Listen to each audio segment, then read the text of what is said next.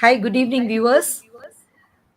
Today we are back together to discuss about the Portuguese era in Goa and its impact on Goa culture. Today, when you listen to the word Goa, what exactly is the what exactly is the image that comes to your mind? My son was saying in the millennials, we think of a place which is a beautiful, tourist spot, all beaches, sylvan sands, and the beautiful skies, green fields, and the coconut trees. A calm, peaceful place where you can enjoy yourself.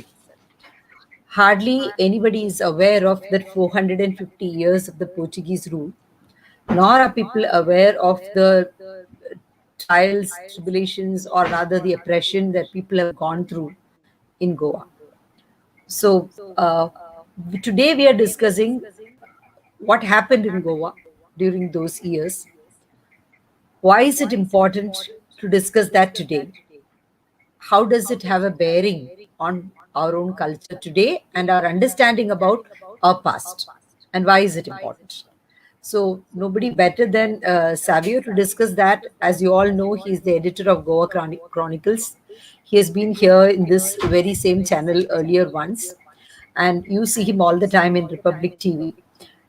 He writes elaborately on Goa Chronicle on all contemporary matters, political and other issues, and especially on Sanatana Dharma and its impact on the Indian culture. And of course, Vibhuti Jha is my co host every week. So, welcome, dear friends. Now, we will start the discussion. So, Girija, just Vibhuti Jha, wanted to yes. say that your voice is echoing. Yeah, It you looks also like feel you it? have some Yes, speaker then I on. got it. Yeah, Okay. yeah.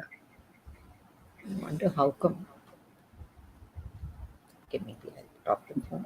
Now it seems it's okay. It's better? Okay.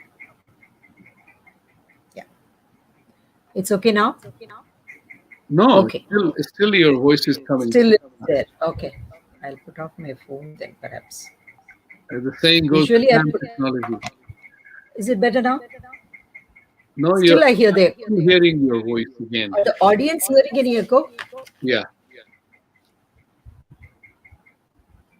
Yes. Yes, Anuradha, you are right. Yes. Shefali Vaidya is one of the people who has spoken on this Goan Inquisition. But the very idea of talking it in different forums is people need to become more aware of what is happening, what has happened in the past, and what is happening today. I felt that echo was there. And Savio, you don't seem to hear the echo, right? No, I'm not hearing you. Okay. Okay, I'll mute myself then when you're talking. So I think that should be better. Yes? Let me see what can be done.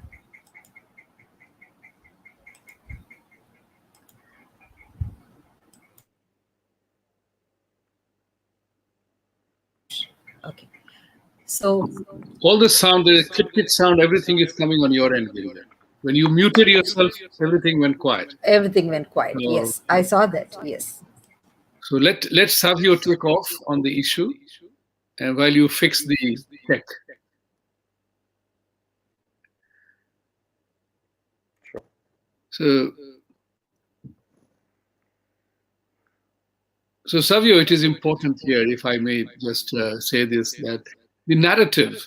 I have had the good fortune of living in Bangalore when it was an air-conditioned city. I worked in Reserve Bank of India for a while, and you know, I came to know many Fernandez, Disas, D'Souza's, Mendoza's, wonderful people, great people, no doubt. But there's something along the line that nobody wanted to talk about Goa Inquisition and what it did.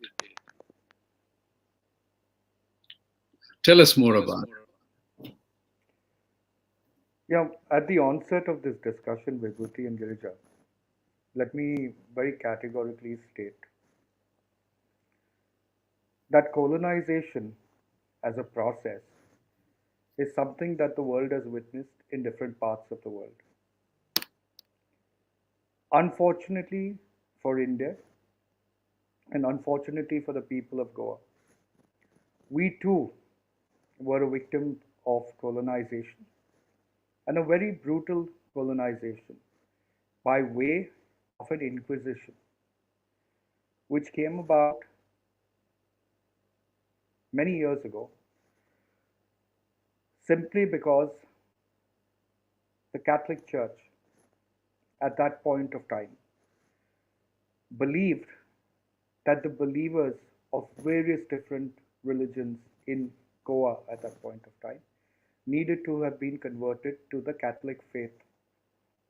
And mind you, I'm saying Catholic faith and not the Christian faith, because the Neo-Christian faith already existed in Goa, along with the Hindus, the Jews, and the other beliefs that existed in Goa. So let me get to a very important statement made by Voltaire. Voltaire wrote, "Goa is sadly famous for its inquisition, which is contrary to humanity as much as it is to commerce. The Portuguese monks deluded us into believing that the Indian populace was worshipping the devil, while it is they who served him."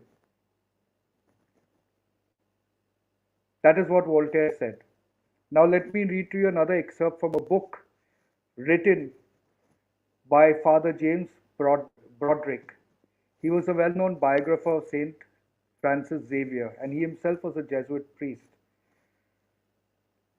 In his book on Saint Francis, Broderick wrote, "Saint Francis Xavier's knowledge of Hinduism was, if possible, even less adequate than his biased notions of Mohammedanism. Though the Portuguese had been in India for 40 years, none of them appears to have made the slightest attempt to understand the vulnerable civilization, so much more ancient than their own, on which they had violently intruded." I'm not saying this. This is a biographer of St. Francis Xavier who's saying this. Now, you must understand this. When St. Francis Xavier in his letter, okay, that was he sent from Cochin on 20th January 1540 AD to the King of Portugal. This is what he writes.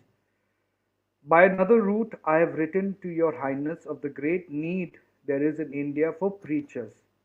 The second necessity which obtain in India is those who live there are to be good Christians, is that your Highness should institute the Holy Inquisition.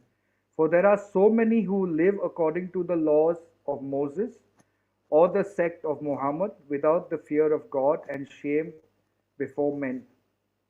He wrote this in 1548. It took almost 8 years after that for the Inquisition to be instituted by the Vatican in Goa. You can correlate it to what his letter said, or you cannot. The fact of the matter is that the King of Portugal at that time did not pay heed to Francis Xavier's letter. It was the king that came afterwards that actually took on that letter. And by that time, Francis Xavier passed away and moved on. And he took on this letter, and he probably acted on this letter, because what eventually followed up was definitely the Inquisition. Now you might want to not accept that past. But you see, the problem is, if you don't accept the past, you cannot correct the wrongs of the past. I'm not saying in any point of view that we should go back and blame everybody for what has happened. What has happened has happened. But you cannot live in denial that it has not happened. That kind of a Stockholm syndrome that some of us have in Goa cannot be accepted, because it is the truth. It did happen. Now, I'm not questioning your faith. Your faith is your personal beliefs in the divinity that you follow, or in the institution that you follow. But the fact is that this is a relevant part of our history. It has happened. It has been documented. It has been recorded. And if the Pope, in his wisdom, has apologized for inquisitions in other parts of the world, like Bolivia recently, then it is only fair that as people of India, where millions of us, thousands of us would have been a part of the Inquisition, right, should be apologized to, because no recorded number can quantify the damage done by the Inquisition to the people of Goa. And it is this truth that we have to accept and move forward, because for a reconciliation to happen, for a reconnect with your roots to happen, you have to accept the fact that this is a gory part of our history. It was something that connected us to the roots at that time, and we have to evolve and reconcile based on that. You cannot not reconcile after that, But the failure to accept that truth itself is damaging. So when I look at it as a man of Christian faith, Before you go ahead, sure. I just want you to take us back to what happened during the Inquisition. When you say Goa Inquisition, many people do not know what exactly happened. I heard that Kashmiri Pandits were ousted from their homes. Many people had to leave their homes. What exactly was the choices given to them? How they were brutalized? How they were made to stop their regular practices? Probably some insight into those things that will give them an idea. Yes. Girija, and Vibhuti, the brutality that emerged out of the Portuguese Inquisition in India was horrific.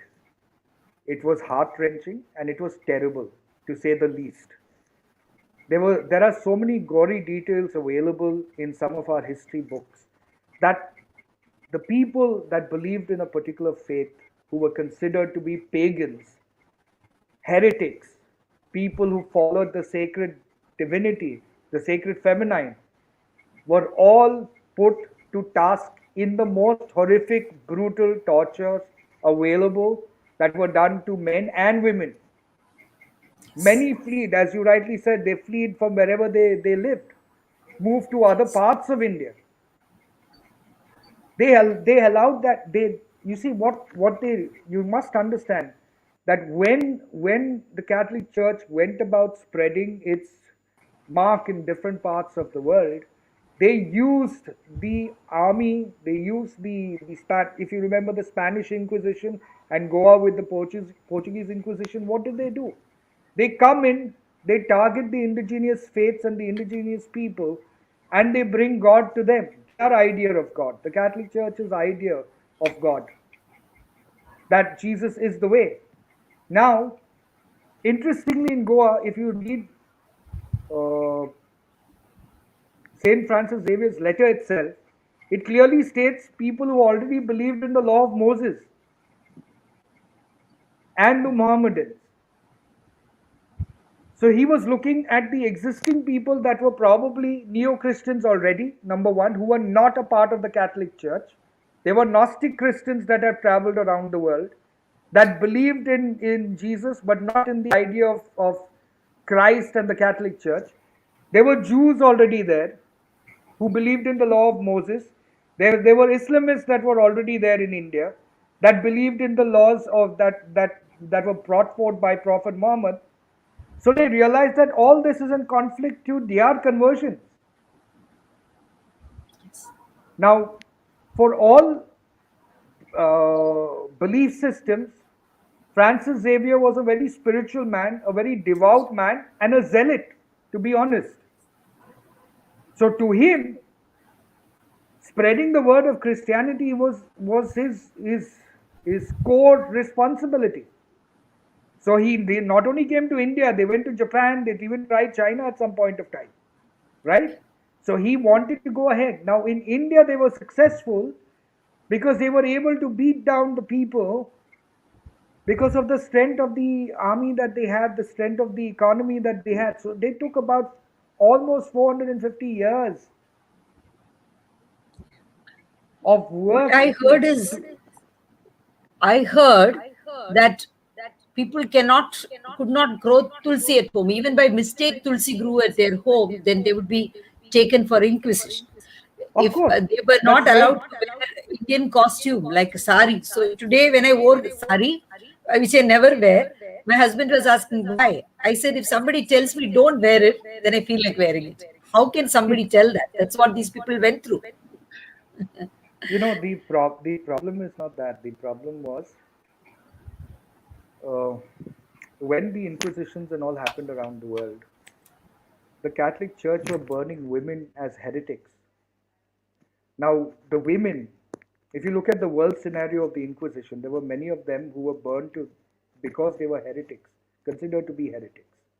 Now, they were considered to be heretics because they were followers of the sacred feminine. They were believers in the Devi, they were believers in the Shakti. Unfortunately, for a very long period of time, and even now, the Catholic Church is predominantly very patriarchal. Which is why when a bishop is accused of raping a nun, it is the bishop who gets sided with, and the nuns are the ones who get terrorized. It should be the opposite way. That a crime is a crime, whether it was committed by the man or a female. You stand by the truth. So the point is, on the Goa Inquisition, what we need to learn is very clear. We need to accept the truth that it happened. We need to understand that it was brutal. And we need the church to accept the fact that it has happened. Now let's move on, reconcile and move on. Because by you coming in and brutalizing the people of Goa, there is, of course, a complete shift in the cultural paradigms in Goa. It has worked well for the state of Goa. In a way, when it's worked well, it's because there are certain aspects where today our cultural roots, while in certain parts of Goa seem to be buried, they have actually kind of morphed into the Indian culture of doing things.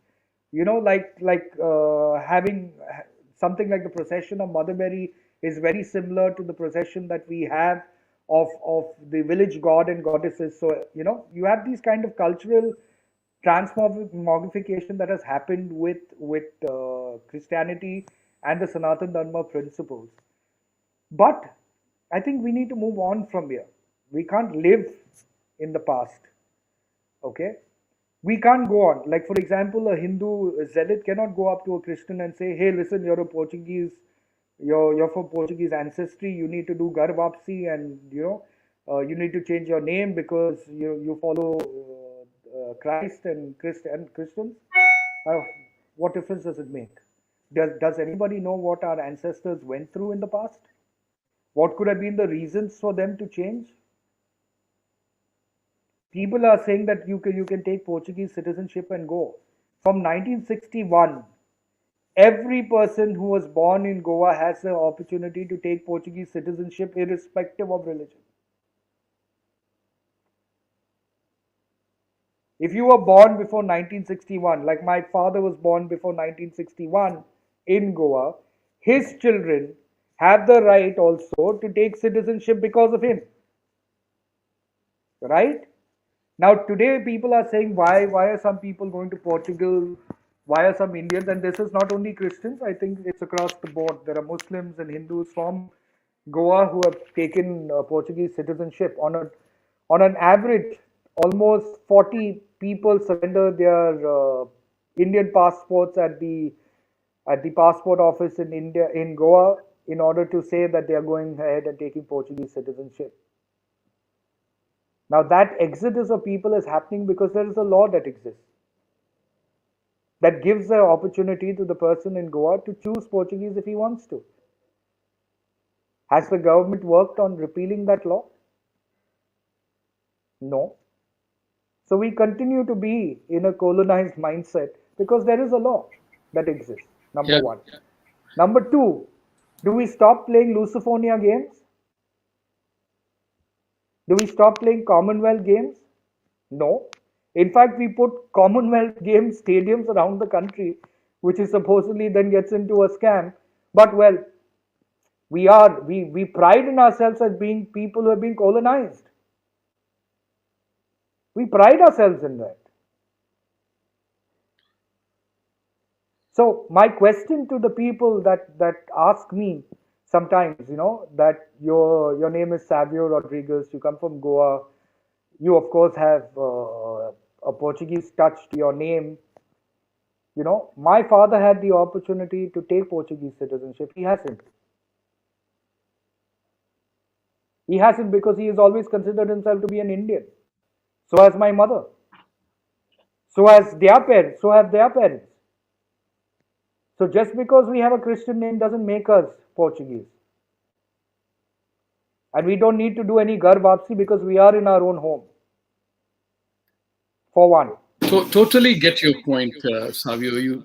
You said it very correctly that past can't be changed, and we need to move forward, which is Correct. And very the key. And and moving the only way forward is the evil of the past, the conversion that the victor did over the oppressed or defeated. It still continues. And I have have discussions with my Christian and Muslim friends that conversion is actually, in my opinion, a sin against God's original intent. If God created the entire universe, He could have made me a Portuguese or a Japanese or anything in a matter of seconds, blink of an eye. But He did not. He made me Vibhuti. So when God created me in a particular way, and you impose the political or the armed forces way of vanquishing the defeated, you are actually insulting God's original intent. Is that a sin? And that's the kind of thing that we have to take forward, is discuss the issue of religious conversion, which is a political tool, not a God-given right. I agree with you. In fact, Vibhuti, to be very honest, okay, I'm a very firm believer of the Sanatan Dharma principles. And I live my life based on Sanatan Dharma principles, and I'm always standing up for the country. Now, this belief in Sanatan Dharma principle didn't come from the Catholic Church, but it did come from reading certain texts within the Bible that were referred to Jesus as well.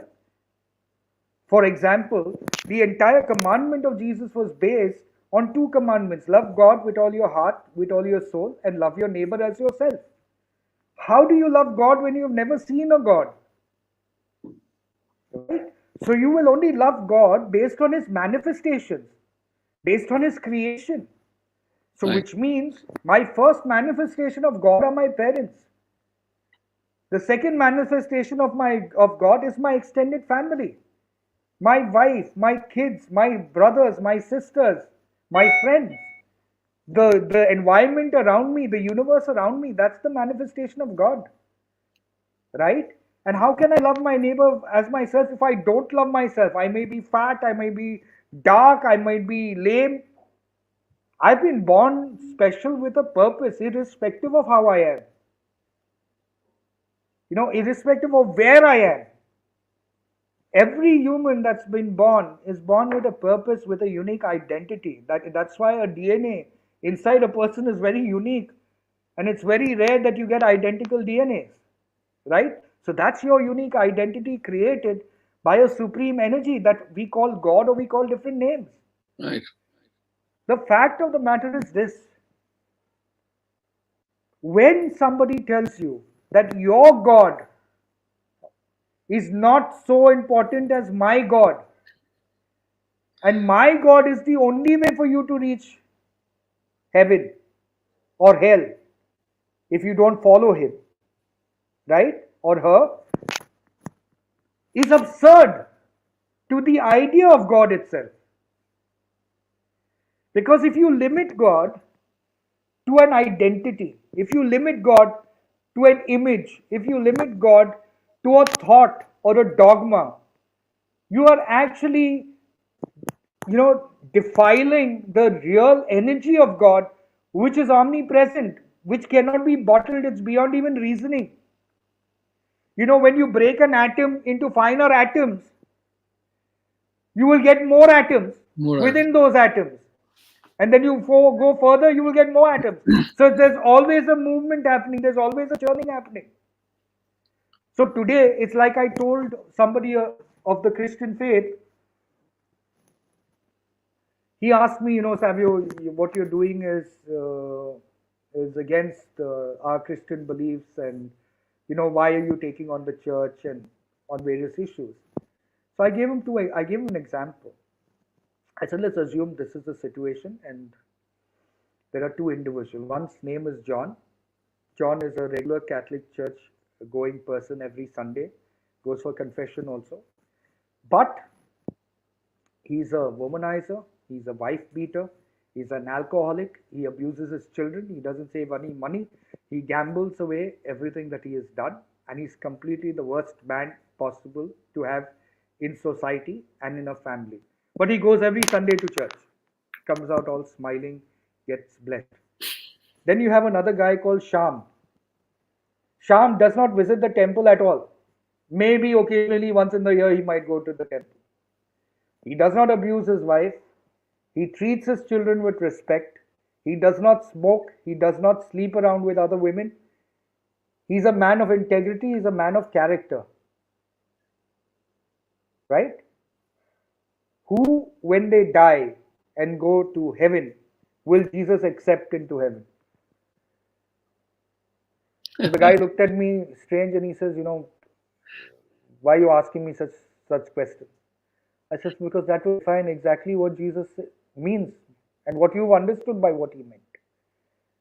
Because the Bible itself said, not everybody who says Lord, Lord will enter the temple of God or heaven, but the one that does the will of the Father, right?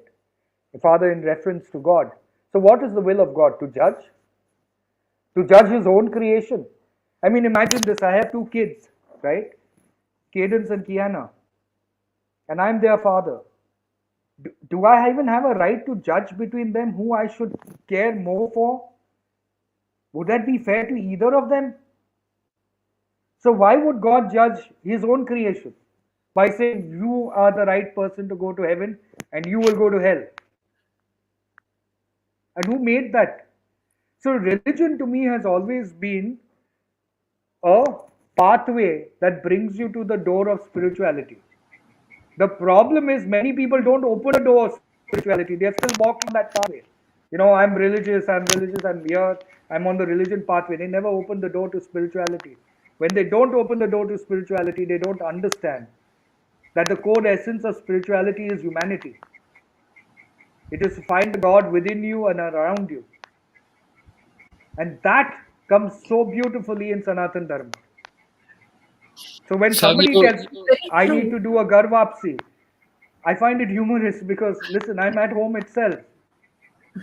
Savio, what you are saying, Savio, is so remarkably true, because you talked about your Christian friend, about who is more Christian and who is less Christian. I had a similar conversation with a Muslim friend of mine, and he was telling me that you guys worship so many gods and all that stuff. You don't even go to the temple as often as we do. And I said precisely exactly what you said. I said, look, I do not go to the temple, say for example. I pray once a day, once a week, or whenever. But you guy prays 5 times a day, straps a bomb, explodes it in the market, 20 die, 50 are injured. I'm driving by my truck. I take 5 people to hospital, their lives is saved. So from your definition, who is Khuda ka banda here? Me or your guy who killed? And he said, Dasab, you are Khuda ka banda. I said, that's where the issue rests. This is very critical, that we have to advance the conversation in an intelligent dialogue. And just as you have understood, I won't say you have embraced Sanatan, you have understood that the path to spirituality, religion brings you over there. And if it brings you, you are happy with doing whatever you do, whatever you pray. That's what life is all about. The important part is that Sanatan Dharma, in the modern terminology, is an authentic practice that does not impose mandates, conditions. It's a truly democratic principle of life. And I'm talking to my Western friends here in the same way, that humanism, God created the universe and he created life-sustaining forces in it. So, what are the life sustaining forces? Let's take only three: water, sun, and air. Air. As a beautiful explanation for that, that why we say God lives in us. See, none of us have seen God, but God we see in a manifestation of sun, a form whose energy sustains us, otherwise we would be in ice age, dead virtually, gone. And sun has a form. So if I pay my respect and gratitude to God for giving us sun, anything wrong in it? And I'm talking to a hardcore Baptist guy. He says, no, makes sense. Then I said, look at the second example, water. It assumes the form of whatever vessel it goes into, a glass, a tumbler, or whatever. Correct. It's another manifestation of God. Our body is 70% water. We replenish and we feel re energized. Sun's energy, we measure a human output via energy, how he performs. God made his presence in our body straight away. And third and the final one, air, totally invisible, omnipresent, omniscient, without which no entity will ever live, even for a nanosecond. So if just take these three elements of life, God is in us. It's our energy, our breathing, our water in us creates our performance yardsticks. So we worship whatever one is inspired by. Just as, to give an example, Buddha was inspired by sitting under the tree. Yes. Can we say tree is useless? The tree performs a fabulous function of emitting CO2 and oxygen both at different times of the day. That's why we respect nature the way it is. The guy said to me, and this is something which I love to share here with most of my friends, why the hell don't you tell us about it? It makes so much sense. I said, because we are stupid. We have forgotten the art of reaching out to people with a message, True. which is what it is. So I'm very delighted to see your affection, understanding of Sanatan. And I think coronavirus, in a very vicious way, taught us that it crossed religious boundaries, national boundaries, rich and poor boundaries, young and old boundaries. It taught us only one thing: you disrespect nature, and God will take over the whole thing. We are not So true. treating anybody unequally. You see, that's the beauty about nature, about life. Okay, even if you look at water, if you look at the sun, you look at the earth, they don't judge. Water provides life in its own form to the good and the bad, and takes life in its wrath of both the good and the bad. So what it means is that it's your karma that you bring along with you, that you carry along with you, the deeds that you do, that really define the outcome of what's going to be your existence. So I have actually believed in just a simple thing for most part of my life when this understanding came about, is that if I follow my dharma and I live my karma, then I know I'm walking the right path. It's as simple as that. So when people say, are you against the Christian faith? Are you turning into a Hindu? I'm not doing any of that. I'm not turning against the Christian faith, neither am I turning into a Hindu. In terms of religion description, the religious package or tag anybody puts on you, I am a Hindu by geographical positioning because I am a citizen of Hindustan. By virtue of that, my roots will be Vedic, my roots will be Hindus. My faith, because it's come by faith, that's FATE, because I was born into a Christian family, happens to be a Christian faith.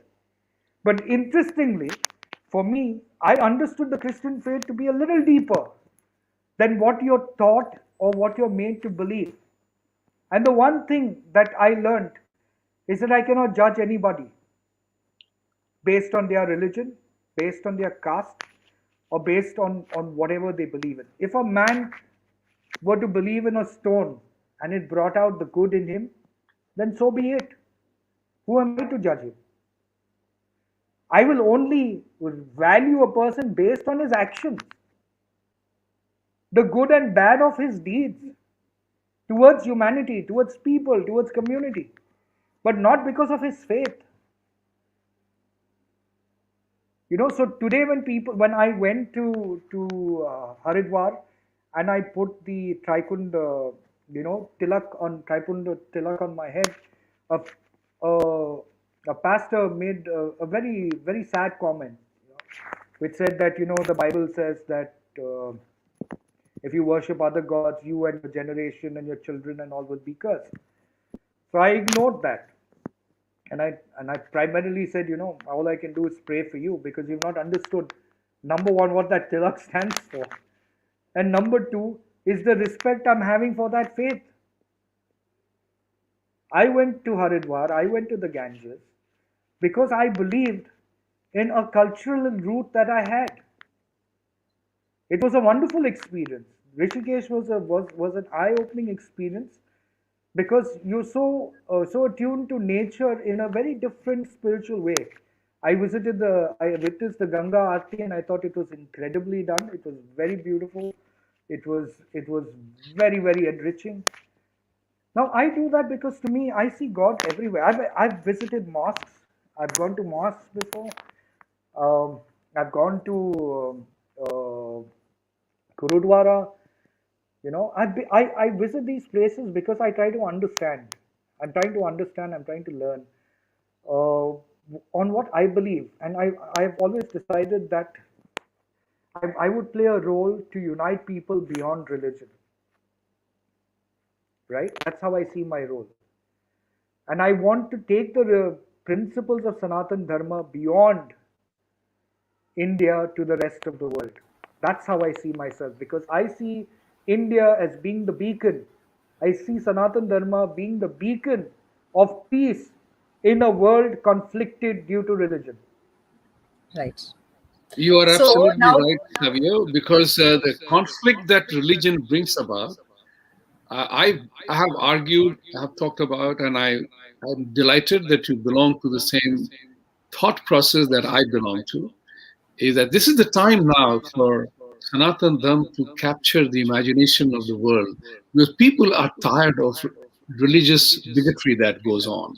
And to that end, I want to come back with another question, which is my favorite question again, is is how do we, is the freedom of religion, which is enshrined in every constitution, is actually a Western inspired political tool. And I have Correct. recommended, I have written articles, and I have said in my TV programs that India must take the bold step of abolishing the concept of freedom of religion from the constitution, because as you said, Sanatan Dharma is accepting of everybody and everything. Correct. We are examples of diversity. Whether you pray to Kali, Durga, Guruvayur, whether you Krishna or anything, Shiva or anything, and they all live in the same temple. If I go to the temple and I pray, offer my prayers to Ganesh, Venkateshwar doesn't come charging to kill me. It doesn't matter what you pray, who you pray to, but it's an inspiration. So we already have the freedom of religion enshrined in our lifestyle.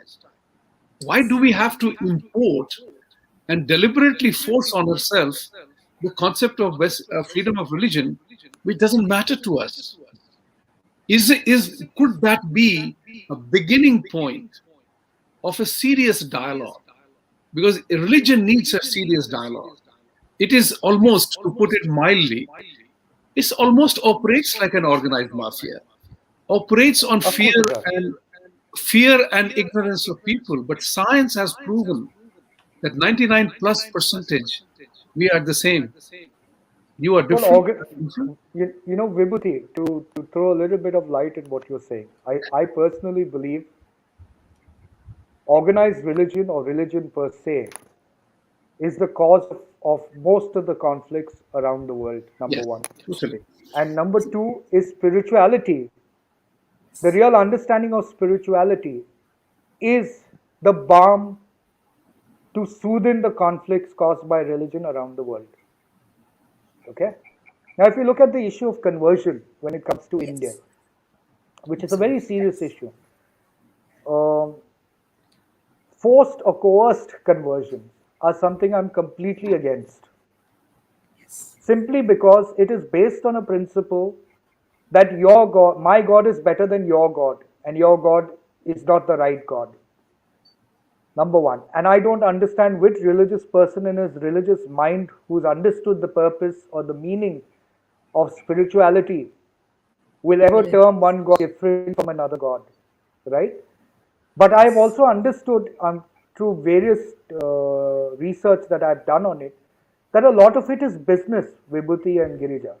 For Yes. example, there are about 110 so-called New Age churches in India that plan to have planting of trees at an average of 3,000 per organization.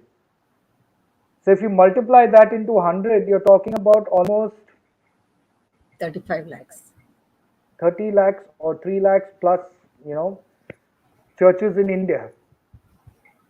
They actually ask for money in UK and US as donations for church planting. The term I use for it is called church planting. It's like sowing a seed. They come and plant a church. They plant a church taking donations from international organizations, saying they're doing good. So, what is the good that they are doing? They're doing it in the field of education, they're doing it in the field of healthcare, they're doing it in the field of job opportunities. So, they give these kids who are from poor societies in India an opportunity to take further education abroad, and then these kids are forever indebted. You see, for 70 years before this, the current government that's actually working towards taking education beyond religious institutions that control education for a considerable amount of time. Yes. What is it that the person wants? Who are they targeting? We never answer those questions. They are not Exactly. targeting the rich and the elite. They're Yes. not targeting the ones who can indulge into an intelligent conversation or dialogue. They're targeting the downtrodden who only want to live Absolutely. with basic Yes. humanity, with basic education, with basic healthcare. Because we've not been able to fill that gap, that is why they open and venture into that gap by bringing God to them. So, to the poor man, let me give it to you in an example. If you were to go to a village and a man needs 10,000 rupees because he's in dire straits, and you offer him 10,000 rupees, by the Indian mentality of humility, of respect, you would become God to that man. Exactly. And So, he in follows what order, you say. correct, and in order for us to change that, we have to use the part of education, we have to use the part Exactly. of healthcare, where we go beyond religion appeasement and get into the true meaning of secularism, which is no appeasement due by religion. You know, people think Yes. secularism is the acceptance of all religion. No. The clinical definition of secularism is acceptance of no No religion differentiation. in matters of governance. It means Yes. to respect you as a citizen irrespective of your religion. Yes. It doesn't Right? matter at all to the government what So is when your, it's a people go private out thing. and say, let's stop conversion, let's stop conversions.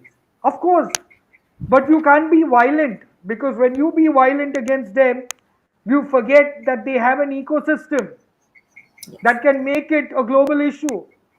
Because your governments in the past, our governments in the past, have never been able to curtail the international onslaught that comes due to targeting, say, a foreign missionary in India.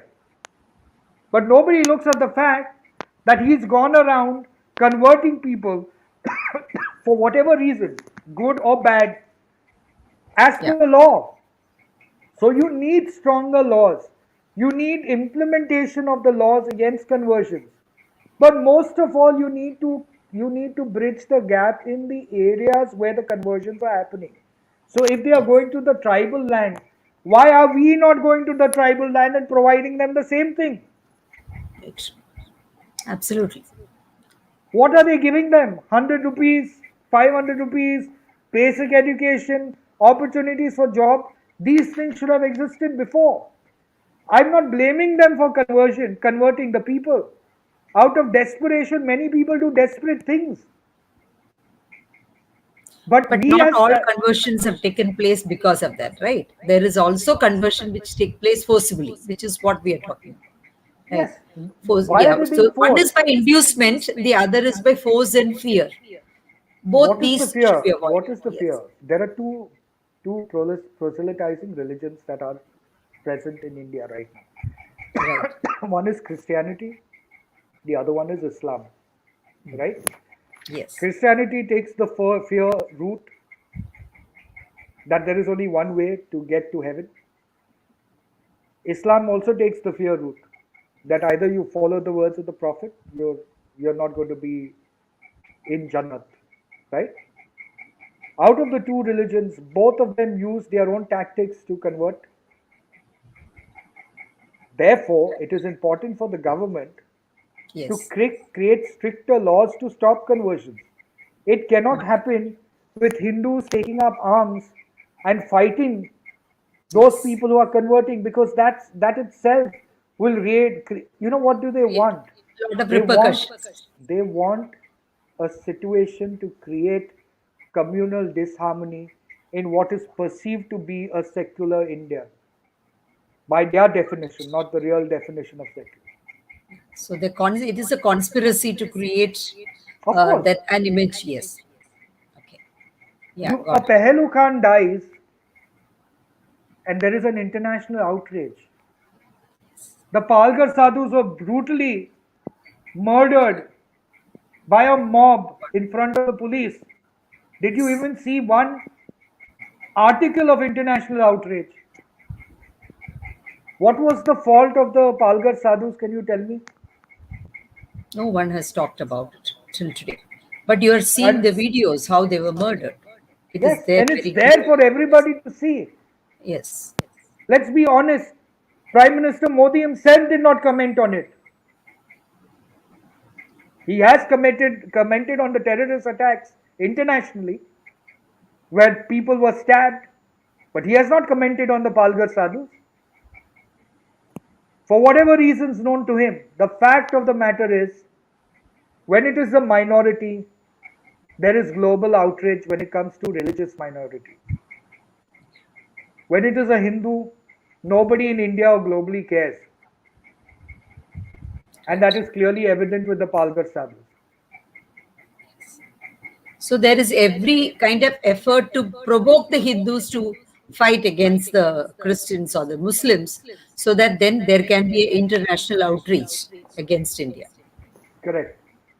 And that That's is what a it very is. simple thing. If you see the thing, when I was a student in Gokhale Institute in Pune, I, I came across a Time magazine article many years ago, and that was Indira Gandhi used to talk about the role of the foreign hand in India. Those of you are old enough to remember that she used to blame the foreign hand in Indian affairs. Far Eastern Economic Review wrote an article in which they said that India will remain a happy hunting ground for everybody who has an axe to grind with India on any consideration. It is for India to rise up, to Correct. stand up against the atrocities that are committed. And that is because more than 150 countries have Christian theology and 50 plus are Muslims. We are the lone guy standing around there. And with 1.3 billion people, we are they are trying to harvest us either by chopping, churning, or just occupying. So they have made the rules. The rules of engagement are not designed by us. But in a cycle of life and death, thanks to science and technology advancing, we have the doors of his spirituality have opened up now. That's why churches are declining. Church attendance is declining in the West Yes.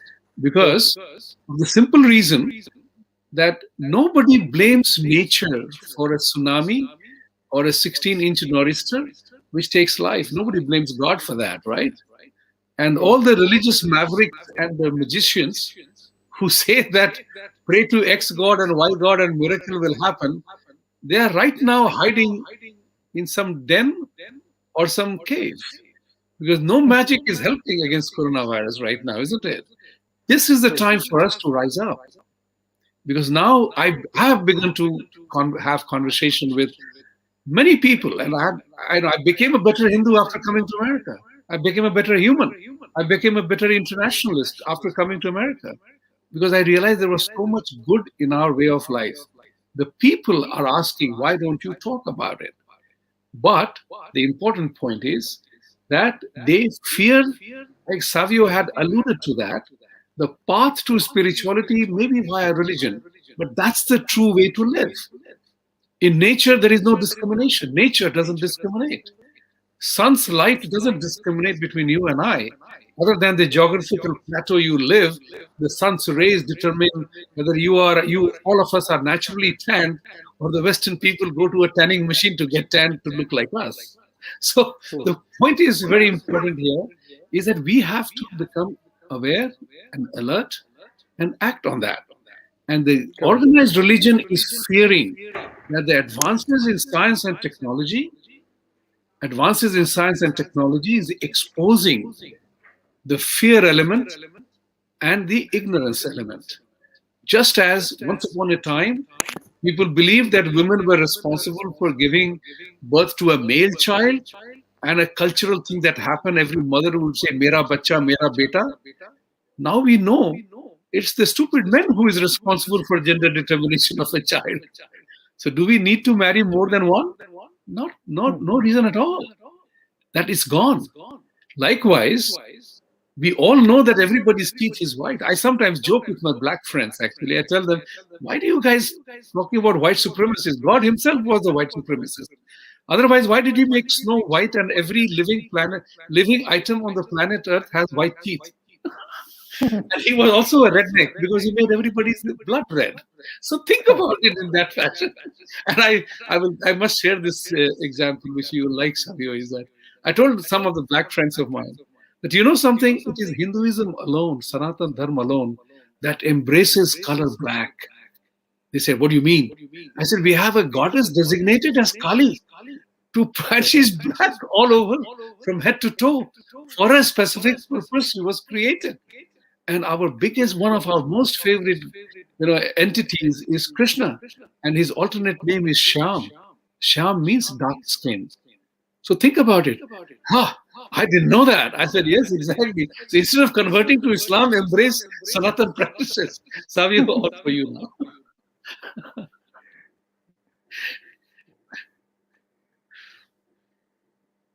I think Girija is trying to ask me a question, but I can't hear her.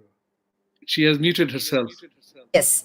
So, Savio, to sum up what you said, to stop conversion, there are three ways. One is improve awareness about Sanatan Dharma and education. Second is fill the gaps that exist, whether in healthcare or education or poverty, so that people do not get converted for those reasons, right? And the third is create stricter laws. Yes, Right? that's correct. These are the three things that we have discussed today.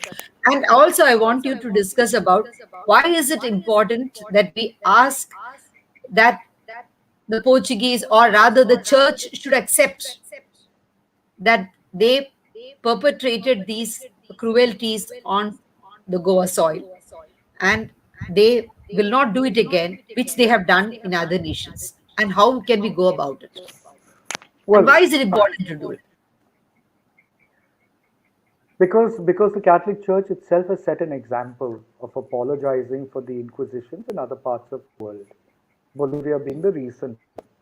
I think if they can do it with other countries, I'm certain that they can do it with India too. If you accepted your mistakes in the other parts of the world, then I think India is an exception. You can accept your mistakes in India as well. For one, number one. But unless we ask, they are not going to give it. So who is going to ask? No, that's where I'm coming to. That's the second part. The first question to answer was why.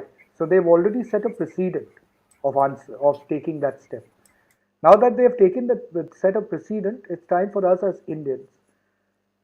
And that has got nothing to do only with religion. I think it's got to do with all Indians, whether they're Christians or Muslims or Goans, who might even be Jews for that matter. It's for them to come together and demand a petition that goes to the Prime Minister of this country to bring the facts of what has happened in the past to the fore, and to demand that the Indian government speak with the Vatican representatives in India so that that message can be conveyed to the Vatican Secretariat in Vatican, that the people of India, in particular the Christians in India, along with the rest of the community in India, demands an apology for the Goa Inquisition that happens. That's how I see the route would work. But the challenge is whether the government will want to be party to such a step.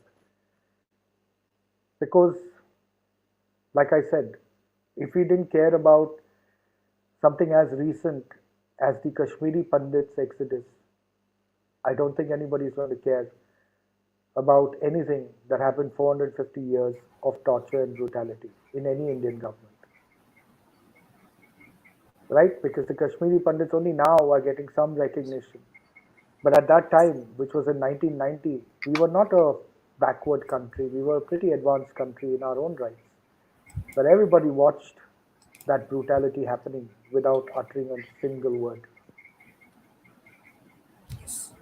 So I think in that context, it is important to understand that the government must step in, but conscientious citizens must come out and demand an apology from the Vatican. Wonderful. And Because we need. you brought There is in the Varun here. Kashmir issue, and that is very, very important. You know why? Because we Hindus ourselves are not aggressive or even demanding of the rightful action. So for example, when we observed the 50 years of Kashmir insurgency and evacuation and people running away from there, we were part of that. There was a tremendous sense of pride that not a single Kashmiri Pandit became a violent jihadi to cause attacks and bombing of Kashmir area. This is a matter of pride, no doubt about that. But when I shared this with my American friends, they had a dual reaction. They said, that's truly awesome that you guys are such peaceful guys that none of you turn violent. But the counter question was very relevant. You mean to say nobody fought back? They were torturing you, they were killing you, they were annihilating you, and nobody fought back. Forget about the Kashmiri 500,000 people who ran away in January 1990 or whenever. But 80% of the country is Hindu. You mean to say there was no reaction anywhere? Do you guys don't know how to fight? I mean, they are trying to annihilate you and didn't fight? What kind of folks are you, man? And that's the issue which is important. Violence is not the way, but assertion of your scenario is key. And you are absolutely right, Savio, that if we are not declaring this Kashmir element as genocide with our own country, why are we asking the United States to declare that? If we are not declaring Pakistan as a terrorist nation, why are we asking America to declare Pakistan as a terrorist nation? Precisely. Action, responsibility, and accountability is with us. And I have many interactions with my American friends, and they say, guys, do what you like. Do you think we have time to interfere in other countries' affairs? Go ahead and do it. If you did not attack Pakistan when they attacked your parliament, and you listen to my advice, I obviously don't want war. But your parliament was attacked. I did not come to seek India's opinion whether I should have attack Afghanistan or not. We attacked, we're living with the consequences of that, be that as it may. So be prepared for the consequences and take the action. We have forgotten that beautiful lesson that it's you who are responsible for your own state of affairs. We can't blame anybody. And I don't blame anybody. I totally despise when we Hindus and we Indians crib and cry, oh, thousands of years ago we have been slaves and we have been... I ask a counter question, Savio. Why did you let it happen? Where was our knowledge, wisdom, intelligence? We were the golden bird of the international trade. 26% of the global trade without English. And Shashi Tharoor talks about India being lucky to get English as an education from the British? No, no, no, Come no. He on. doesn't say that. He doesn't say that. He said that. He said that we have No. English. In his book, He in said his he book, said it. He's very proud Hindu. I have nothing against him. But I'm saying that he said somewhere. Or a lot of people say, oh, the British gave us English, so we are in IT field the way we are. Come on, get over that hump. The British or the Islamic invaders did not come to India as part of the tourism department's incredible India sightseeing. They came to loot and take the advantage of the riches because we were simple guys. We transcended in our mindset and we forgot that the barbarian at the gate will never be satisfied if you offer him lassi and a gulab jamun when he's trying to cut your throat. just one this thing. Shashi Tharoor, in his book Era of Darkness, talks about how the British brought misery to India. He talks about how the people in Calicut, their fingers were cut because they were. He talks about how we had 27% of the GDP before the British came in and how they looted. These are Girija, numbers. I know about the book. What I'm Yes. saying is that he has Yes. said, and I have read that we should be grateful for English language, and he said that for railway network and everything else. So I know Shashi Tharoor's books. I have heard this. So at this point, he's not the issue to talk about. But Right. important thing is that I'm trying to deliver a point that we were prosperous without English. Yes, absolutely. That's Absolutely. what is Yes. important. Yes. Now, Yes. I'd like to share just one view. Exactly. Yeah. Welcome, Varun. Before we proceed further, the Varun's Hi, channel Varun. is where we are. Yeah. So, Hey, Varun is Varun. the person who has, wanted Hey, us to yeah, discuss all I these don't want to. topics. Yeah, I don't want to break the thought process. Hello, Savio, huge Hi, fan, Varun. and I'm so glad I'm watching you for the second time on this platform as well. But finish your thought process. I just have a very kind of minor comment which I'll do. I'll make at the end. Sure. Please go ahead. You see, Thank you. the inherent quality of most of us Indians is that for the last 800 years we've become so submissive and so subjugated to what is really our inherent strength, our inherent way of looking at life, which is also a part of a little bit of aggression, because that's what you would see in the Bhagavad Gita's teachings, where you have to stand up to fight to protect what is intrinsically your culture, Yes. your beliefs, your land, your people, right? Absolutely.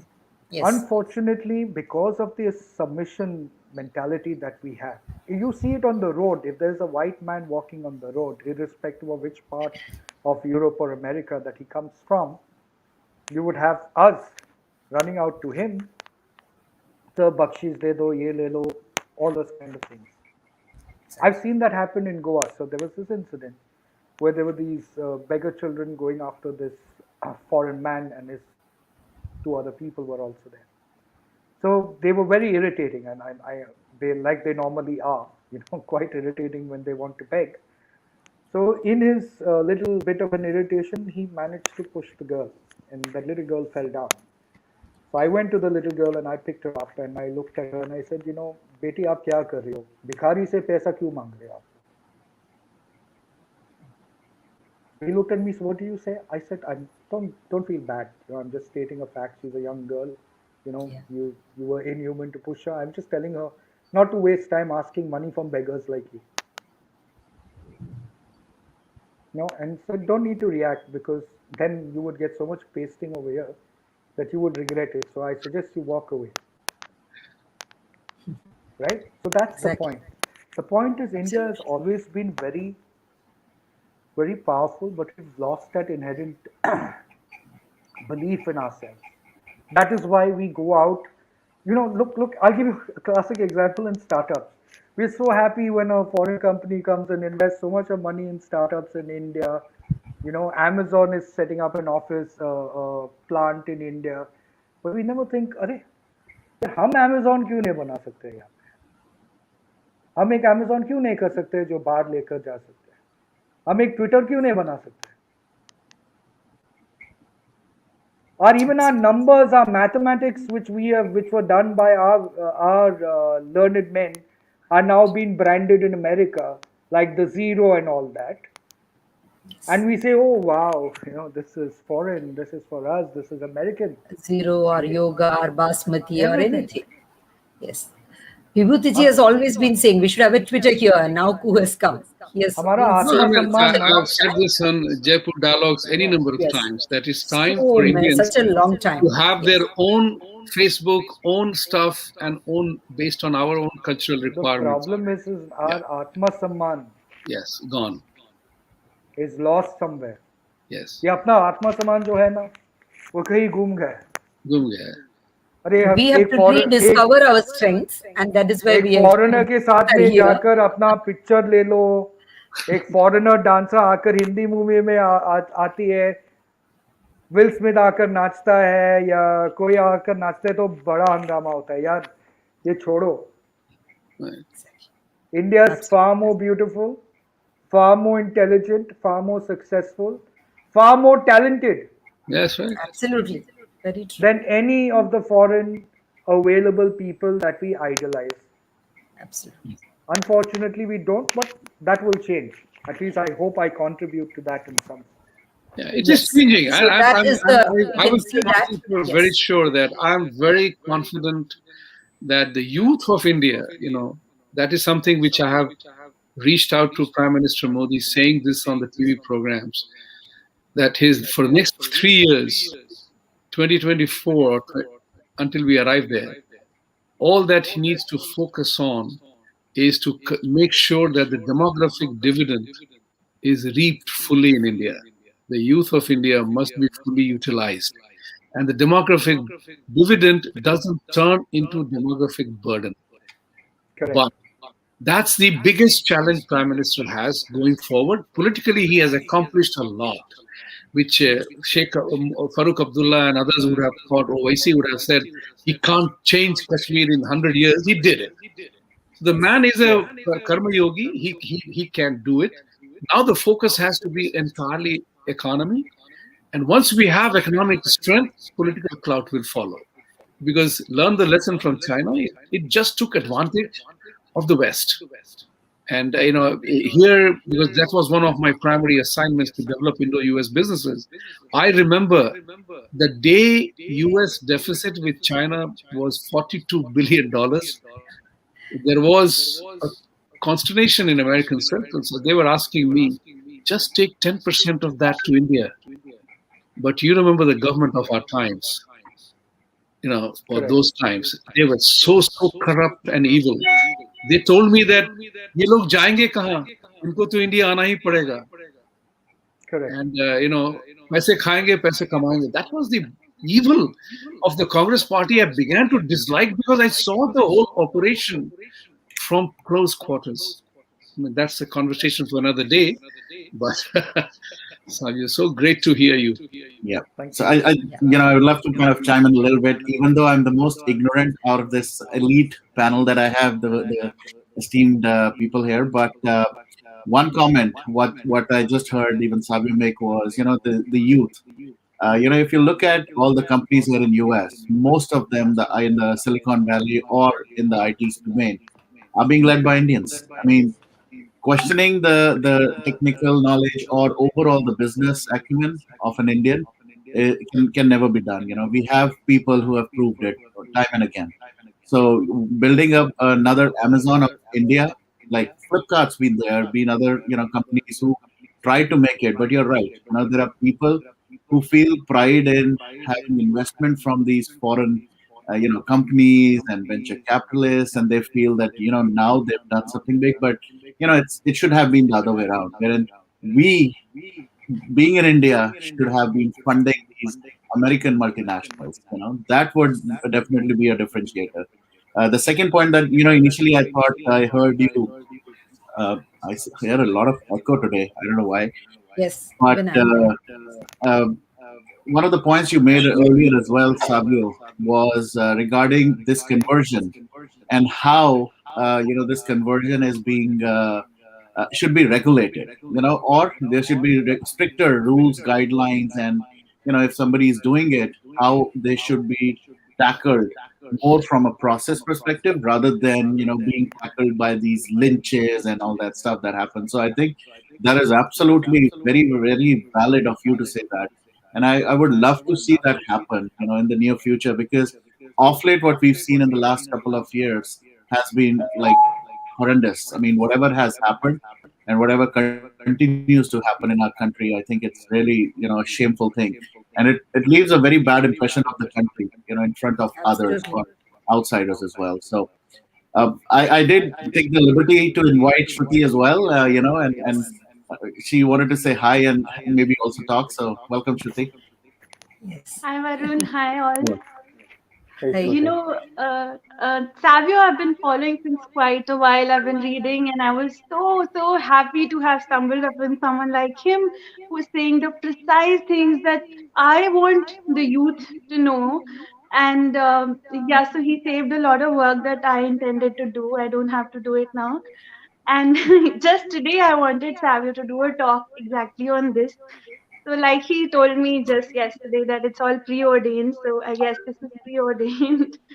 Uh, Savio, I will ask you some irrelevant and very candid questions that are more Sure. relevant to the youth, uh, that are not so heavy like your discussion has been. Because so I feel the exact same thing. I come from, my ancestors come from Pakistan. I'm a Hindu. We had a major Hindu exodus years ago when most of the migrants, Punjabi migrants, half of Punjab went to Pakistan. So all the Hindus in that part of Punjab had to migrate, and my grandparents were one of those people. And when I was growing up, I was of a very secular opinion, and I believed in. I had my own belief, which were far more spiritual in nature. So my parents would always tell me about religion and how you're a Hindu and these things, and I would say, no, I'm everything. So then when I grew up, uh, I sat down with my dad one day, and and he told me, okay, let's do this. Let's, based on your opinions, decide your religion, and then if you wish to, you can convert and choose any. So, so I said, wow, that sounds interesting. So I sat down with him and I told him, I believe in this. I want the freedom to worship Jesus, and I want the freedom to go to a mosque, and I want the freedom to worship a tree. And I believe that there is divinity in all of these. And I do believe in ahimsa. So one by one, and he said that that's exactly what Sanatana Dharma says. And in fact, it's the only religion that says that. So the essence of all religions is Sanatana Dharma, which you happen to be. So you need to be really grateful and proud that you don't have to do this process of converting and limiting your beliefs, the kind of belief system you come from, which is you're more spiritual in nature. And spirituality has a name. It's called Sanatana Dharma. And as I grew, much older, I found my guru, and I saw how many people across countries, cultures, religion, they were all coming and seeking the exact same wisdom. With even though we do have satsangs, we do have artis and pujas, and I saw foreigners participate in it. People from even Arab countries participate in those because they understood the essence. So our gurus in India have done a very good job of making people like Swami Vivekananda and many other gurus are. This has been the land of sages, be it even the Sikh gurus to Mahavira to Lord Buddha. We've been a land of wisdom, and all of these gurus, even if they happen to form other religions like Jainism or Sikhism, their foundation teachings do come from this spirituality or whatever you want to call it, called Sanatana Dharma, which is the essence of all. So I'm so glad, Savio, that you, and I always questioned, what if I happen to be a Christian? Would I then be able to convert and become a Sanatana Dharmi? Watching you has made me realize that yes, maybe I would have still been able to do that because you have been able to do that. Other than that, um, yeah, I forgot what I had to say. Yeah, I had a very stupid question to ask, which is very relevant also because all of these things we understand, but when it comes to practice, there's another way of conversion that's going on, which is not converting the downtrodden and poor, which is, I have at least 5 or 6 friends who have converted to Islam or Christianity because they've fallen in love with Muslims or Christians. So now, the thing that you said that really struck me about a man who goes to church but is, not a good person. And then there is a man who doesn't do any of the religious things but is a Hindu and is a good man. What happened with my friends was actually quite the reverse.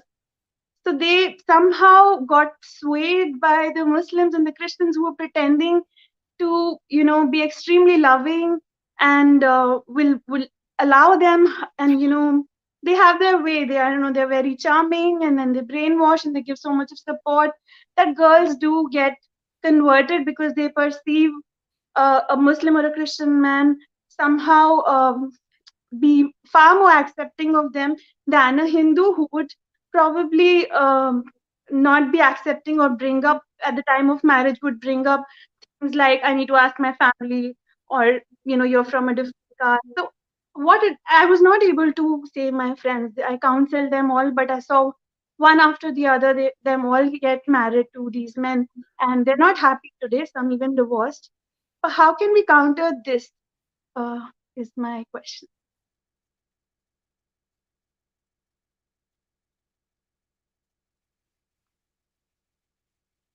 Savio, you're mute. Yes. Yeah, I can hear it.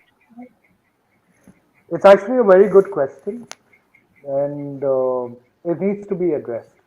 Yeah.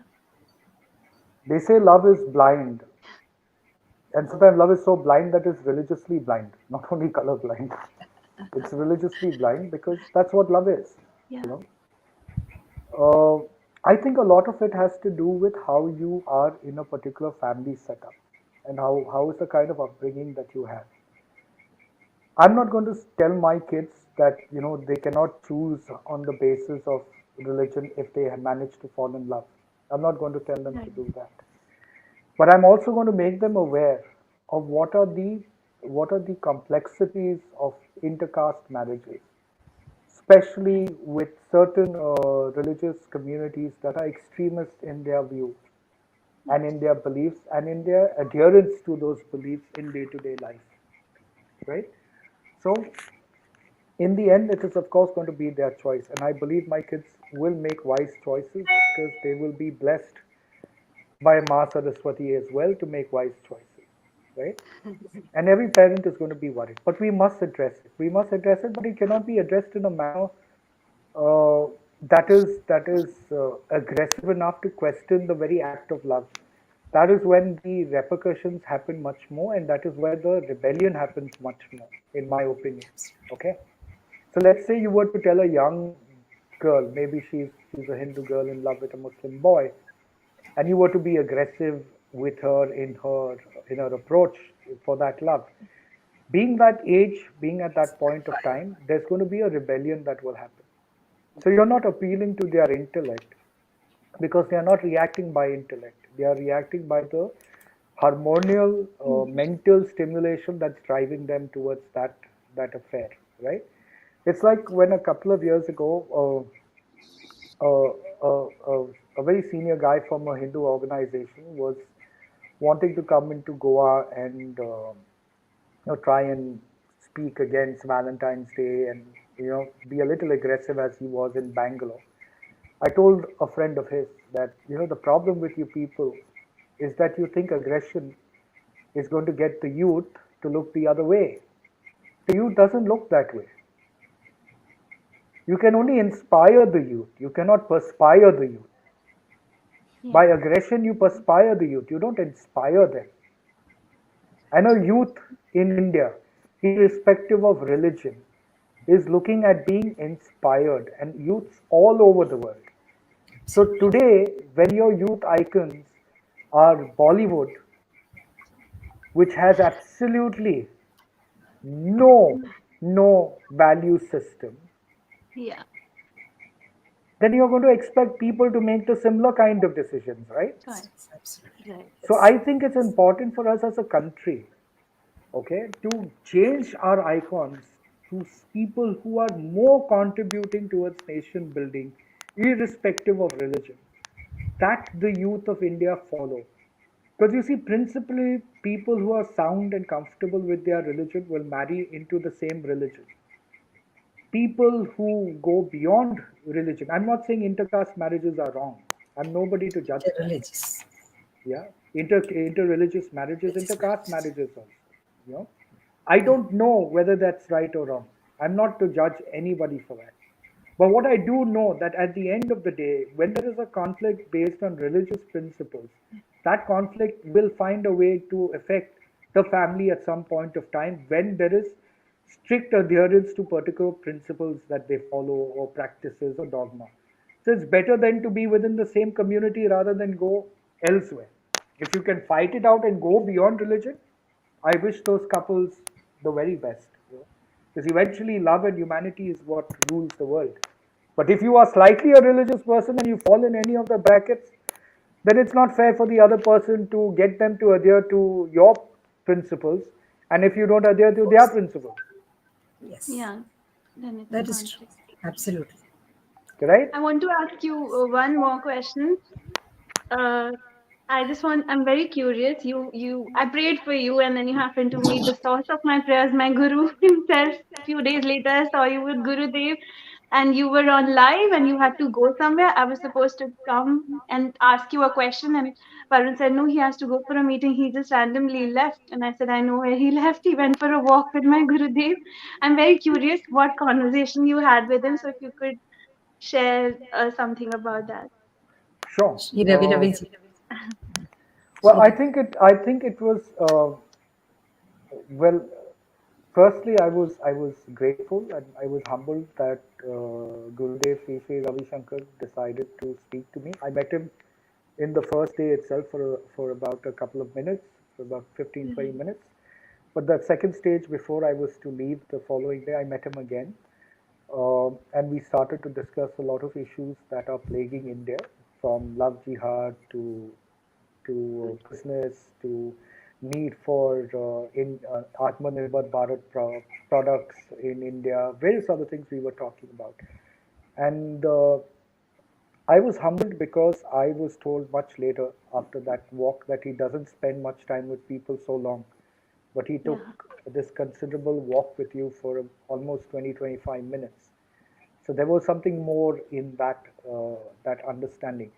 So what was I was having a conversation with somebody who's far more religiously and spiritually, not even religiously, spiritually much more advanced than I was, and I was having a conversation as I would with any normal person, but with a different perspective altogether because it was taking a very spiritual turn.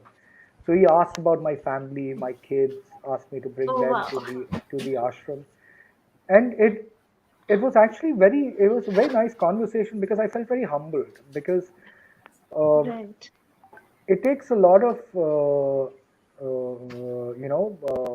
it takes a lot of humility for somebody of Sri Ravi Shankar's stature to talk to somebody who's not very consequential as I am, but he took that time out. So it made me feel very humble.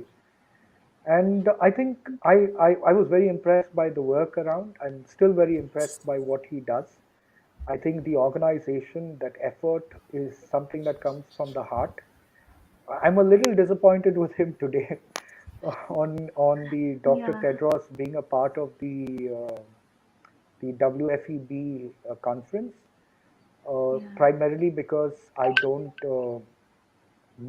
don't think like Gurudev and I don't claim to think like Mm. him. There might be an higher purpose. Maybe I'm Yeah. not seeing it. I'm a guy who sees the truth for what it is. Yeah. And when I see the truth, I hold Dr. Tedros to blame for his dereliction in duty as far as the COVID Yeah. pandemic is concerned. And I think if at any point of time in January last year, if he would have taken a more aggressive and a stern stand towards China, then maybe we would not see 2.8 million people dead and so many other lives destroyed by the COVID.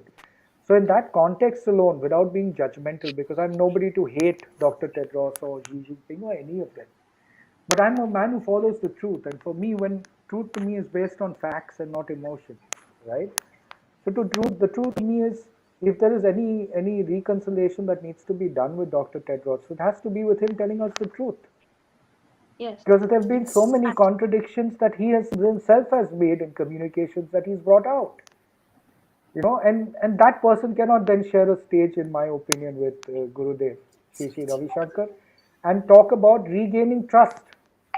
You cannot regain trust when you've not been truthful. And the world needs the truth. I'm not saying that we all know where the virus has come from. You can continue to deny that. But the fact of the matter is, somebody's got to answer for 2.8 million people who are dead. Absolutely. Nobody bothers about that. Nobody cares. I mean, I'm amazed that the world is not even asked for accountability. This number of deaths is worse than any war that this world has ever seen. Yeah. Every nation should ask this question. At least some accountability.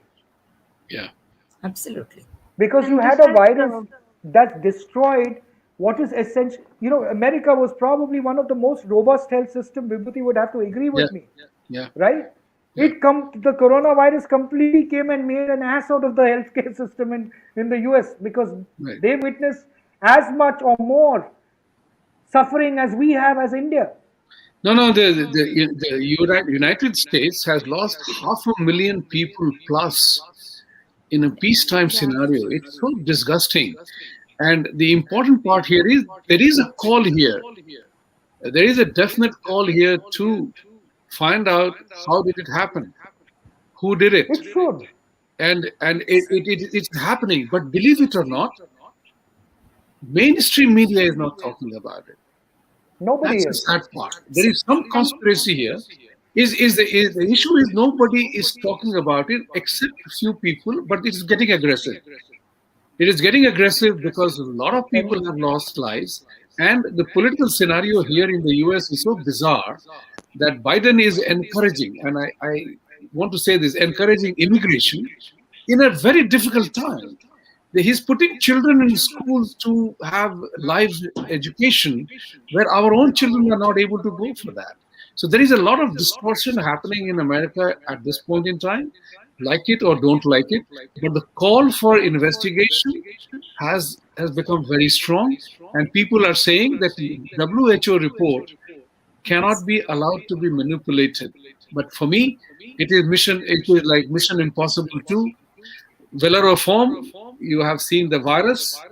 It's happening here. It is vile, it is ugly, it is dirty, but Mission Impossible 2 has repeated here in real life. and that is why, Vibhuti and Shruti, the conflict I'm having with Sri Ravi Shankar's decision to share the platform with Dr. Tedros stems from the fact that this man had the potential, by being in that position of power, Knowledge. to prevent at the onset from Absolutely. Yes. January right up till March.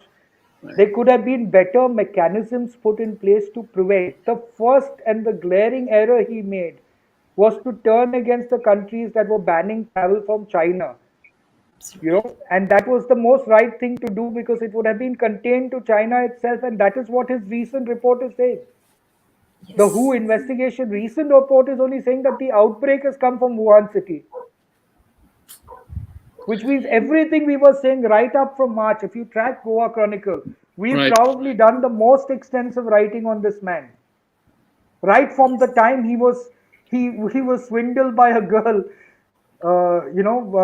from Australia, claiming to have won a lot of money, and he Right. did a huge press conference. So he's a politician. He's not a health man. Yeah. And while I have the immense respect for Gurudev, and I know he doesn't think like me and he thinks differently, I would be untruthful to my own views if I were not to share it. No, Because Savio, I don't think he disagrees with you. In fact, I have a very similar problem with him, like you do, about this man. I have a problem that he shared the screen with some of these so-called Bollywood stars, and but he doesn't think differently. He does think like us, but what he's trying to do is reach a larger audience, perhaps, and set them right on the given an opportunity, because they can, there's no other way to tackle them but to have a conversation. He has resolved conflicts and even civil wars of countries only through dialogue. So he believes in all the conflicts can be dissolved through a healthy dialogue, and maybe that was his point of interaction no, I agree. with these I agree. highly corrupted politicians and Bollywood mafia connected people, and the man you mentioned. It's something that really bothers me also. But then, when I thought about it, he has always said one thing, that why I also had this intention when I started to speak, to write about the same issues that you discussed today, was because Gurudev always encourages and says that we need extremely courageous, determined, honest people who speak brutal truth as it is. And that is why he inaugurated Arnab's office also. And then I found you, and I was hoping that you meet Gurudev, because you were a discovery for me. You were literally following every word that Gurudev encourages us to say. He literally in every satsang says that the youth needs to speak about these issues, and he agrees with us. But it's just that his way of dealing with those people is slightly different than how we address these I issues. He was agree, not and very, I'm pretty sure in all his wisdom and spiritual wisdom, I'm not going to question that at all. yeah. And My and only he my only he thing is is of the same opinion as you, precisely of the same opinion as you. And he, because I was wondering how Gurudev, in every satsang I have heard countless times, say that Bollywood is completely taken over by mafia and underworld, ISI, Dawood rules, that I always heard him say. And then later I see his heart-to-heart conversations with some of these Bollywood celebrities, and I thought of the same thing. But he must just think slightly differently. They are I'm just sure. using without these without corrupted going. people as a tool to reach an audience and maybe even transform them. Actually, I will not go into the speculation of someone's intent. I do not Yes. know that, so I won't venture into that. But Right. all the gurus are Ravi Shankar and Raviji and everybody, great people. No, no, I'm not suspecting that. But here is the truth. A doctor friend of mine in Long Island, in the first week of March last year, his laptop fell down and all the stores were closed. So he, in Upper Brookville area in Long Island here, he went to a particular shopping mall where a Chinese store was open, computer repair shop. He went into the store and they said it will take an hour to repair this screen. So just hang on here. He sat there. He saw the store was packed with UPS March 1st week, 2020. The store was packed with UPS FedEx boxes. So he asked them, what are you doing with these many boxes here? They said, oh, we are keeping it because we are going to start shipment of all the toilet paper, sanitary napkins, and gloves and things like that. He said, what for? Because we are going to have a lot of restrictions on usage and restrictions on movement around. So where are you getting it from? Oh, it's coming from China. So think about it. March first week of 2020, when the coronavirus has just broken in January, this Chinese guy in Long Island, Upper Brookville area, was buying stuff. He was a distributor for a wholesaler in Bronx or Brooklyn who had bought more than $100 million worth of toilet papers, which took 6 weeks to ship from China to US. Think about it. Somebody knew something that the Aam Janata did not. Somebody knew something. Who buys $100 million worth of toilet papers? in advance of anticipation of something. That's what triggers the investigation. That's why I don't trust Exactly. WHO. It is manipulated. If you guys have heard the podcast of Heritage Foundation, how China has infiltrated the Hollywood industry in US. I Yep. will send you that podcast, Savio and Varun and all of you. Read that report, that podcast. They said that Richard Gere was in one of the Oscar ceremonies. He talked about that while billion people are watching this show, I hope the Chinese are also watching and they will take care of the interests of the Buddhists of Tibet and Dalai Lama. Since then, it's on record. Nobody knows about it, but it came out in that conversation. Richard Gere has not got any job. Chinese stopped it because China is a billion people market. Hollywood script writers go to China to ensure that the script is per their satisfaction. Yes. Yet it says the Chinese people are sitting in the studio making sure that nothing is said. The Chinese have a rule: no mention of Taiwan, no Tiananmen Square, and no Tibet. Absolutely clear. It talks about Doctor Strange movie in which the actual actor is from Tibet. Chinese changed it to some eastern country elsewhere. That is the kind of infiltration China does and has done. And the only country China fears is United States and India, Yep. because we are freaky people. That's why they can't come to terms with us. We are the only country that matches China in size, in number of people, and the fact that we have democracy as yet. And we have a good, thriving democracy. Hey, don't want to take too long. Time Yes. is up. No, I'm gonna. Yes, I'm gonna Right, take. thank you, everyone. Savio, Yeah, second Varun has to introduction, say something. and Yeah. we will lead the bandwagon for the reform of the world. Savio. I agree Yes. with you. Varun, yes, Yes, please. I didn't know it was the end of the session as well, but I just wanted to take my, take a leave as well. And Sabio, I would love to have you on a different time as well. I would love to talk Sure. to you on many, many, many issues, many topics, because you're one man who, like what Shruti mentioned, right? You don't mince your words. You are what you are, and I'm really happy that such conversations are happening with Girijaji, with Vibhuti and I look forward to many more here. But I would love to have your insights around certain other things which you again been vocal about, be it Sushant Singh Rajput case, be it many more issues. So I'll definitely reach out to you, and thanks for doing Sure. this. Uh, My pleasure. before I leave, Girija I don't know if Vijeta ji also wanted to just be there and ask Savio one question. So if you see Yeah, her, please take her in. But once again, I don't Savio, see her. thank you so much for doing this for our community.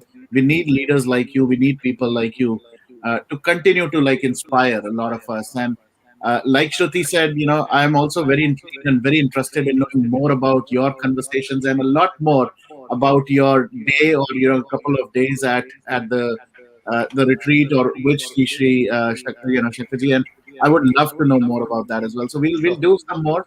And Sure. once again, thank you so much. Take care. Good My night. pleasure. I want to add I one don't see thing to this. Vicheta. I would want everyone to watch the Netflix documentary Explained. There's a coronavirus episode in Explained. I think it's season one, Oh, episode 7, which says that we have a far larger threat than what has already happened because of coronavirus, because the COVID-19 is a part of SARS and MERS, the previous coronaviruses that existed, which had a far more fatality rate.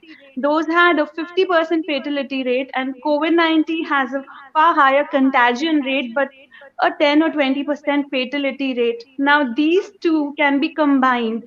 If a future virus can have a contagion rate of COVID-19, but a fatality rate of the previous viruses, SARS and MERS, and if and when that happens, half the planet would be wiped off. And we are at a future risk of that happening now that COVID-19 has already happened. So, yes, True. indeed, these are polarizing times, and I totally agree with Varun and Savio and all your lovely panelists here that this is a time that we need to have stronger voices, and than has ever been, and it's not a time to be diplomatic or uh, I don't know. Be true to That's oneself. not. Be Yes. true to oneself, and don't be And call afraid a to fight spade the a spade. battles. Yes, You know, absolutely. Don't be can I afraid leave to you all fight the with a battles. thought? I'd like to leave you all with a Yes. thought. Okay. Thank you, Savio. Yes. Yeah. If out of the 2.8 million people who have died, one of them happened to be somebody you loved and was a family member, Absolutely. how would you have looked at the entire situation? We have lost 4 people in our family.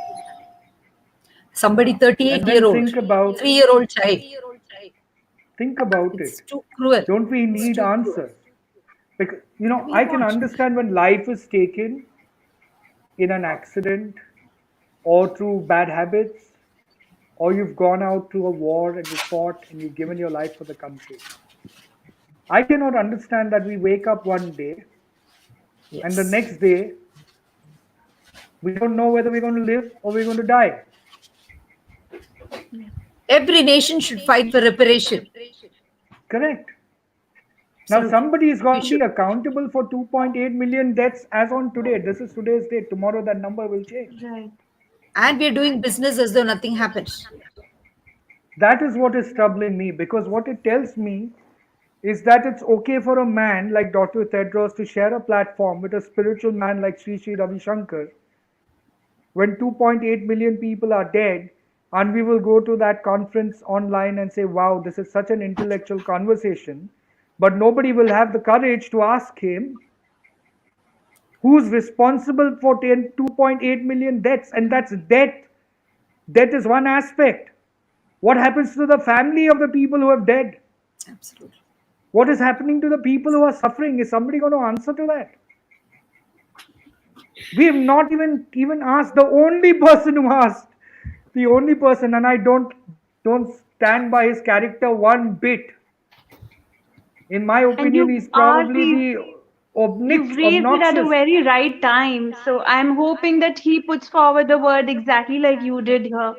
I sincerely hope he reads your letter and he does exactly this. Donald Trump Says was it the to his only one face. who opened his Only mouth, person. Shruti. Yes. Yep. The only person. Right. And guess what? He lost the elections because he Right. decided to take on China and the World Health Organization. Right. Please understand that this is not a conspiracy theory. I'm asking you very simple questions. Absolutely. Very, very simple, very straightforward questions. They have made their own statements in the month of Jan, Feb, and March. There are so many discrepancies in the decisions that they've taken. Yes. It's And easy to sit and think that, it's this easy is the to sit and highest think. level of corruption. This is like corruption, next Absolutely. level corruption. This, which is All right. exactly I'll take what a leave. it always speaks Thank you. against. Thank you, guys. I think I'll take Now, a leave, and I'll I see you think guys. we'll all leave and we'll talk Yes, about this indeed. at some other time. Yes. All right. Thank you Thank for a you. wonderful Thank, conversation. Thank you, thank everyone. you, Thank Savio. you. Bye bye. Thank Thank you you. very much. Bye Thank bye. you, everybody, for Thank the you, enthusiasm. Savio, Savio, Thank you. Vibhutiji, and yes. Thank you, Right. Bye Thank guys. you. Vibhutiji. Thank you Bye. so Thank you, much. Yes. Lisa. Yes. Yeah. And of course, yes. Yes. Pupera.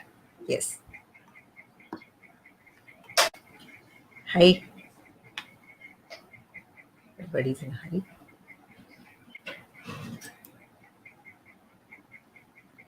See you. Bye bye.